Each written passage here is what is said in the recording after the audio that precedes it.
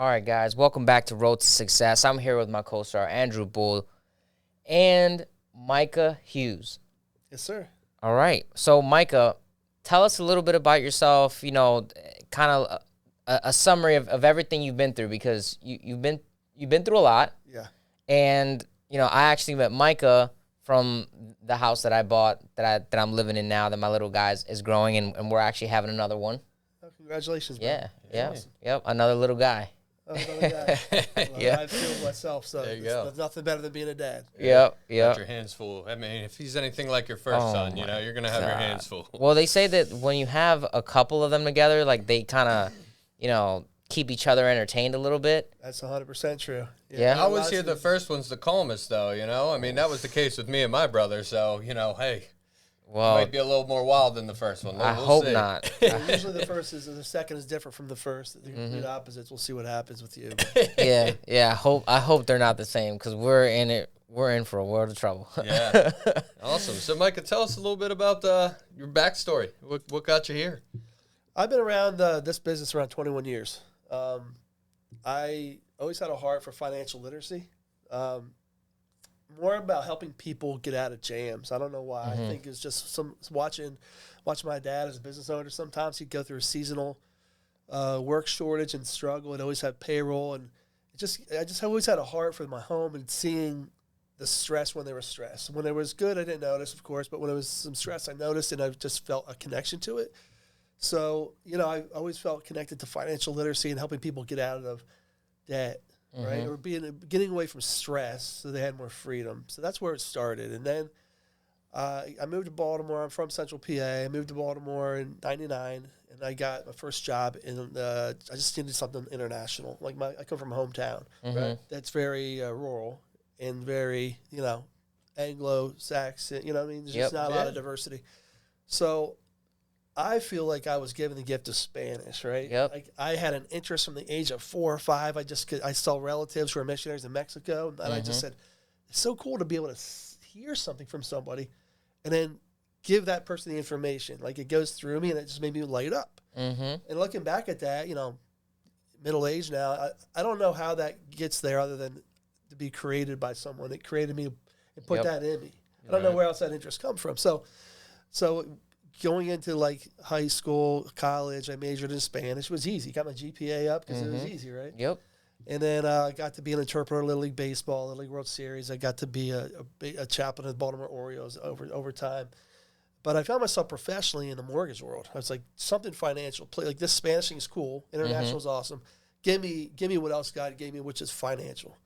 So I got my first job in the mortgage world, where you guys are at. Cool. After about 3.5, 4 years, I really felt this urge to be my own business, follow my dad. He was an entrepreneurial guy. Right. He owned a construction roofing company. Not my cup of tea, that kind of thing, growing up. But I just knew I was called to be like that. So Yeah. I went out on my own, started my own little business back in 2007 after getting into the mortgage world in 2002.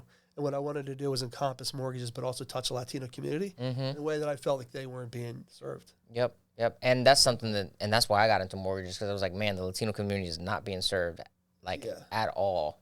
It's such, for the amount of Spanish people that there are, and then actual Spanish speaking loan officers, the ratio is so off that it's crazy. And then you have a lot of Spanish speaking borrowers that end up using an English speaking loan officer, and loans and that whole process is hard enough as it is, let alone doing it where it's not even your first language. Right. Oof.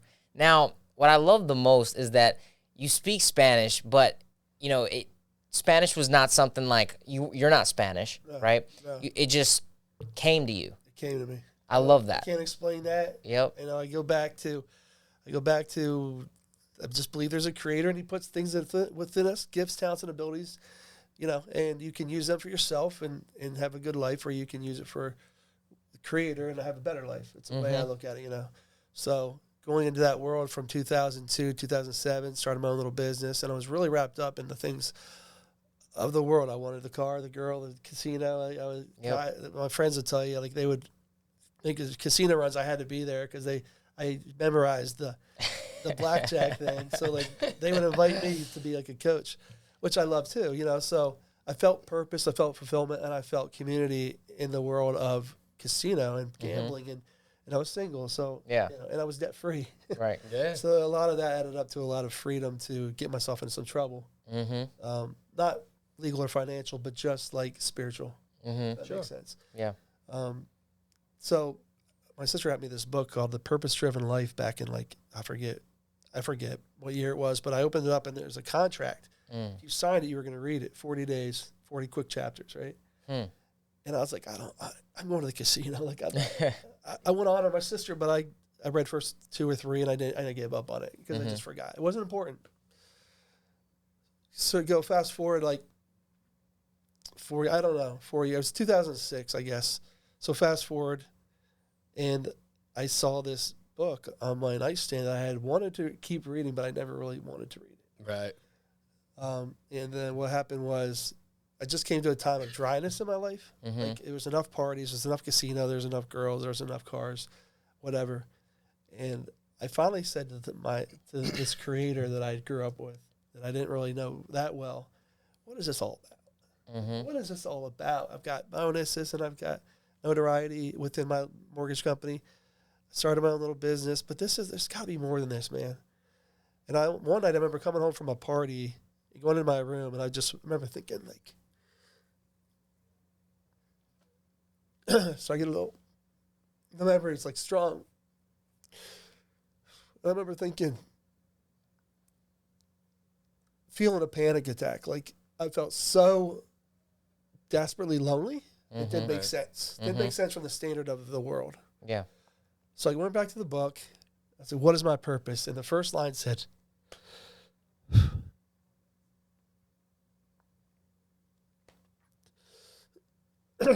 I'm so sorry. You're good. You're good. This is great. The first line said, it's not about you. The whole thing, your success, whatever you feel like you have, is not about you. Like God made you for Him. He put within you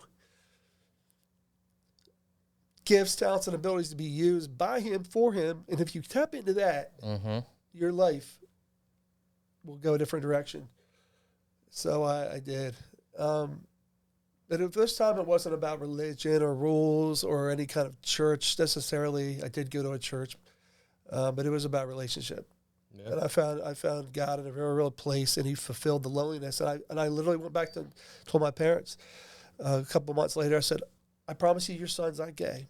I may never get married because I found the fulfillment within me that satisfies. Yeah. And so didn't plan on all that, but that's just what happens, right? So like then from that point on, it's just been like, okay, how can I be used by God? How can I stay connected to this?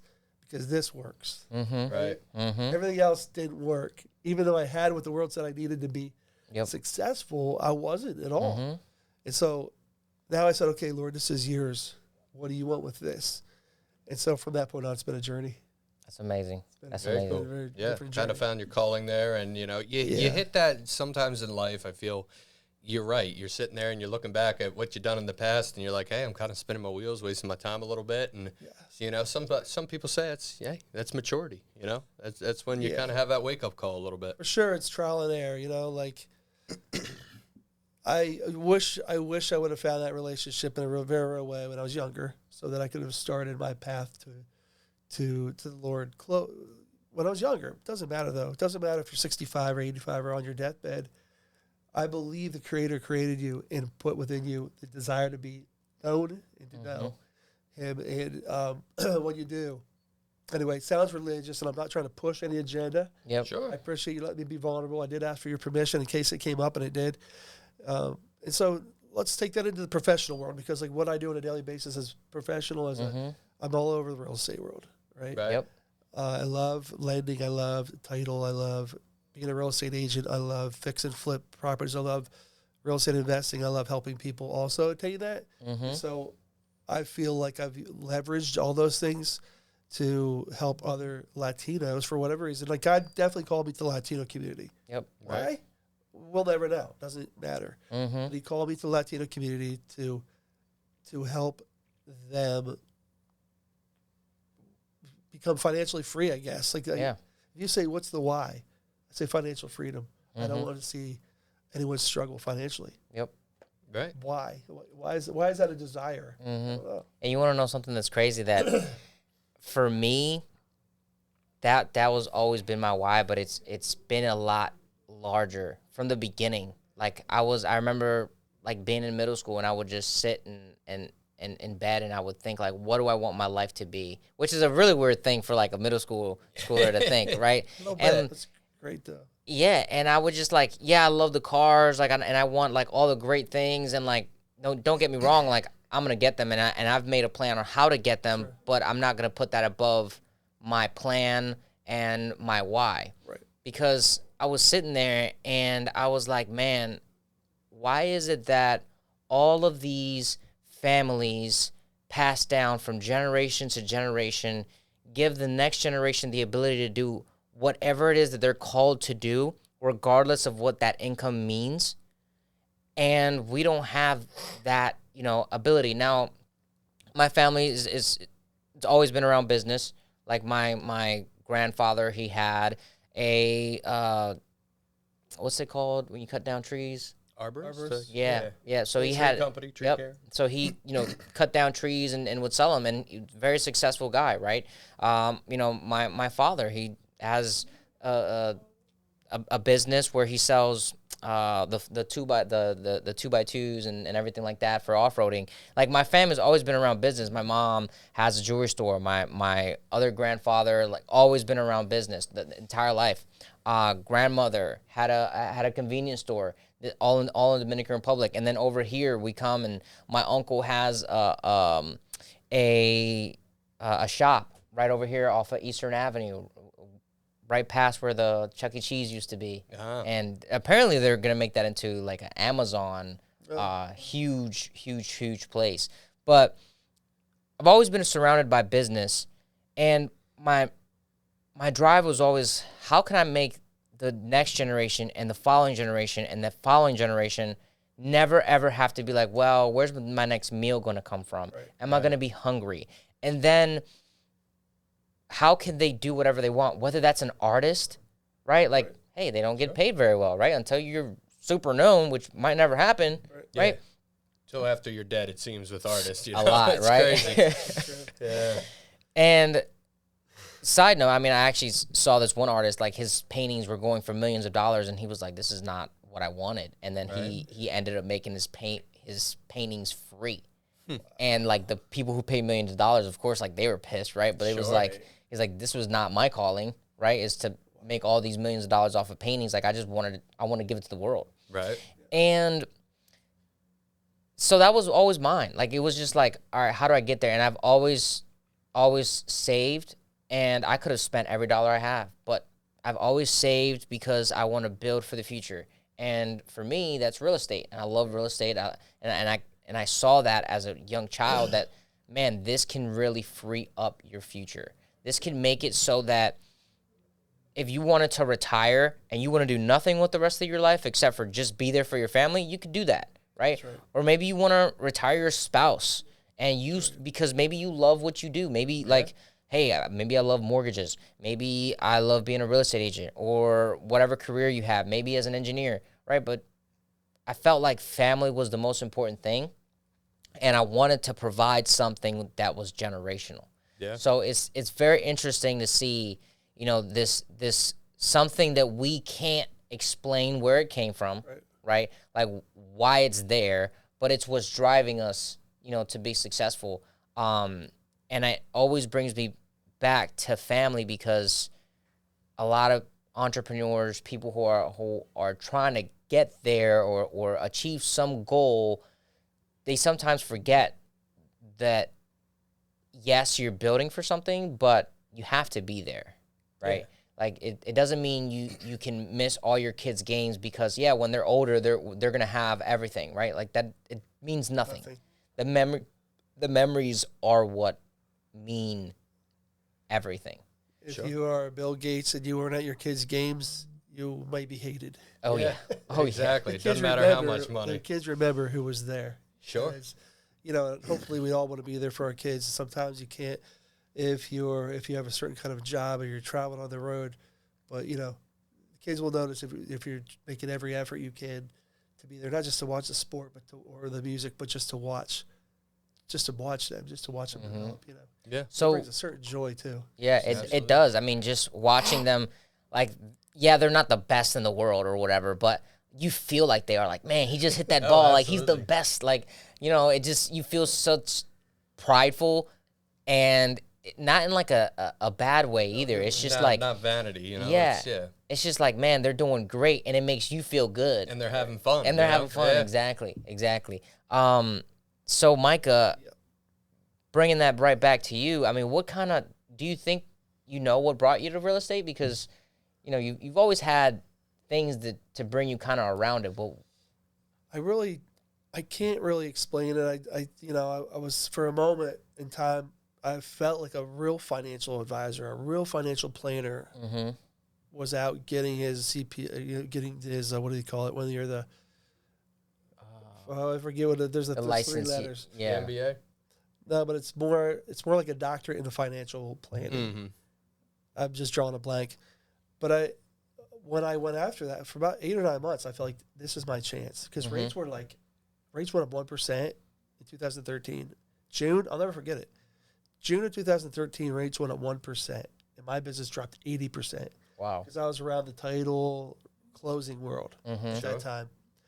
And that was a ministry in and of itself. It was really cool. I'm really grateful for that experience. But the biggest experience I remember was the rates going up 1% and me dropping 80%. And I said, I'll never be unallocated again. Now I'm going to go follow my heart, and I'm going to be a financial advisor. But what I found in that is that's not really, it wasn't my calling. Yeah. Because financial advising, I remember talking to a guy one day for about 8 or 9 months. I was still running my business, but I really wanted to add this to my business, right? So I'm adding insurance and investing, and I'm adding all these things. And I remember saying to the guy one day after a meeting, I said, how come I don't, on all of our platform of education, I don't see ever anyone talking about like just basic budgeting. Right. Yep. He said, Micah. And he laughed at me, and I go, what? He goes, we don't want those guys. We don't want those clients. Well, there's a reason we advertise during the PGA Tour and the NCAA tournament. We want big money. Right. That day was the day I said, I'm done. They had a good message come. I'm not a victim.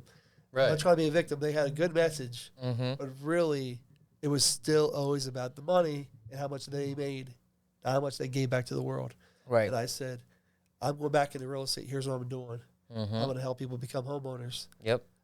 I didn't have my real estate license yet. I'm going to add home ownership as part of a financial plan. I'm going to get the basic life insurance to protect against the complete and utter travesty of losing the income of the home.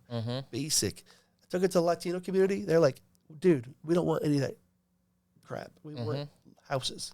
Yeah. And I was like, why am I literally would make it a rule. I won't sell you a house until you get life insurance. People are buying life insurance just because I wouldn't help them get a house otherwise. Then I realized I had a good friend come to me and he goes, Micah, come on, man, like you're killing yourself. Get him a house first and then get him life insurance. I said, bingo. Yeah. So now when I get them a home, I ask them, would you be interested in protecting this? And so it makes more sense. So, so I had to learn to connect to the, I apologize for the allergies. I'm not sick. I had to disclose, I'm not sick. I just can't get rid of the allergies. Doesn't always sound like that. Doesn't always sound like this. Yeah. I just remember having to change my message to get them on board. And then here's what happens, man. This is what's so beautiful. They'll come back around a year later after saying no and say, I'm starting to understand that concept. Can I buy life insurance? Yeah. I would do it for free because it's so awesome that they get it. We're protecting first, and then we're saving. Yeah. And one part of our wealth building is home ownership, where you build equity, pay down debt, get a tax deduction. Yep. So for me, it's like win. Yep. The audience doesn't want it, and I'm like, that's so freaking frustrating. Finally, I started getting a little selfish and a little bit like, Micah, go make money. I sat down with another guy one day. He goes, you're starting to put your family at risk for other people who don't want your message. And I'm like, sucks. Yeah. I want to stay true to my convictions. Mm-hmm. Right now for a season, go make money. And I started focusing. I went and got a coach, and I started focusing on fix and flip, being an agent, still running my title, you know, doing the financial literacy. Guess what I do now for free? Because it's the passion you just talked about. Yep. Yeah. It's something I can sit down and be like, this is a pleasure to sit down and help you with financial literacy. I don't have to find a way to monetize it. Right. It's brilliant. Yeah. Why? Because I put priorities first, and I watched out for my own. Bible says that he doesn't first take care of his own family is worse than an infidel. Yep. And that convicted me. Go do well for yourself, and then the excess give back Mm-hmm. to those who want it. Mm-hmm. Exactly. It's like Nirvana. Yeah, you can't really help yourself and help others until you help yourself. That's You got to right. have a platform. And Yep. Right. kind of going back to what you both touched on, I think, you know, breaking not necessarily generational trauma, but generational molds. Yeah. Helping those people understand that, you know, like you said in the Latino community, hey, we just want a house. Like, you're purchasing one of the biggest financial investments in your life. Why not protect that? Yep. You know, Correct. and it's Correct. own a home. I mean, I can't recommend it more than enough as far as financial freedom and a step towards that. Absolutely. And you're going to rent, you might as well get a deduction. You might as well build equity. Yep. You might as well. And people are like, well, the rates are high. Never stop buying homes regardless of the rates, because rates will go down, and then you can refi, Yep. right? So, yeah, I mean, this is a message that sounds like what we would say as real estate agents and as lenders. But I truly mean that with the bottom of my heart. Don't stop buying real estate. Yep. Oh, yeah. You need to build assets. It's an appreciating asset, too, you know? I mean, what we talked about this last time, and Mm-hmm. I bought my house in 2019. Last time it was $195 in July of 2019. Last time it appraised was for $282,000, Yeah. and here we are. Just over 4 years later. So you build It's an equity. You pay down debt. Mm-hmm. Building equity even Exactly right. easier. And you get tax deductions you didn't get as a renter. Mm-hmm. Now, if you want to really even take it to the next level, right? You want to take it to the next level. You sell that home every 2 to 3 years, and you make sure that what you bought it for and what you're gonna sell it for, that you're gonna make money, right? That you bought a house, you fixed it up, Sweat and equity. exactly, and that you're gonna make $100,000 to $200,000 off the sale of that house, and that's all tax free. Now that takes a lot of work. It's not as easy as it sounds. No, but if we tell people how to do that, right? Mm-hmm. Because Latinos are handy, mostly are handymen, right? Yep. A lot of them are, and they can buy. I do this all the time. It's very creative. Help people buy a home that needs to be renovated Mm-hmm. and treat it like an investment. Maybe even bring in some private financing to get it where it needs to be, then refi out for long term. Yep. Sure. Now they have equity. They Mm-hmm. get a lot of their cash, most of their cash back. Mm-hmm. And now they have the asset. If more people could know about this, I truly feel like we don't have enough people to service it. Yeah. Yeah. Even if the three of us worked 18 hours a day No. and hired 10 people, because there's so much missing. not There's enough. there's so many missing pieces that need to come together, Mm-hmm. and we can provide that solution. The problem is there's not enough of us, so we have to almost. So it stinks. I almost have to pick who I work with Yep. because there's just not enough of my time. Mm-hmm. And I have to work with people who are like-minded, who get it, and who are going to follow the system to be successful. Yep. Yeah. And I feel bad for those who don't. And I'm like, somewhere along the line, brother, I want to help you. Mm-hmm. But you got to be ready for it. Yeah. Mm-hmm. You And got to want it. I think that's a big thing too, is, you know, like you were saying, people don't understand it, going back to the life insurance. And finally they said, hey, you know, understand it and want it. One very important part of our jobs, especially, you know, what I pride myself into, is when I got into mortgages, I didn't even know what a mortgage was. You know, I was just like, hey, come interview for this job. We'll start it out. We'll see how I like it. I mean, that was 7 years ago. The rest is history. Yep. But that's one thing I always try to pride myself in, is breaking it down in layman's terms. Yes. Don't use big words. Don't assume somebody knows what you know, but don't be insulting at the same time. Yep. Really have to break it down, because, I mean, think about the best teacher you've ever had in your schooling days. it was probably that teacher that found a way to communicate a thought to you in layman's terms so you fully grasped and understood it and then built upon it from there. And I would say that those teachers who have that ability are the ones called to be teachers. Yep. You should never go teach to get a paycheck. You should teach because it's a passion, because you are literally pouring seeds into the lives of others who are going to come up and be a result of your efforts. Yeah. You know? And I think that's very important, though. It's, you know, like you're saying, so many people don't understand it, and where you're at and what you're thinking is, hey, this is a win and this is how you do everything. People don't know that. They don't teach that in schools. So breaking it down in layman's terms to somebody, getting them to understand things, it provides much better customer service. Being a real person, being able to break things down, easily understandable, goes very, very far. And I think this is a really good spot to stop at. And then on the next part, we'll dive deep into financial literacy, what you should probably be doing, what you shouldn't be, and, you know, some of your tips and tricks about investing, and, you know, because that's what you do all day, every day, right? Let's do it. Yeah. Absolutely. All right. Sweet. Thanks, guys, for tuning in. This is part 1 with Micah. We'll see you right back.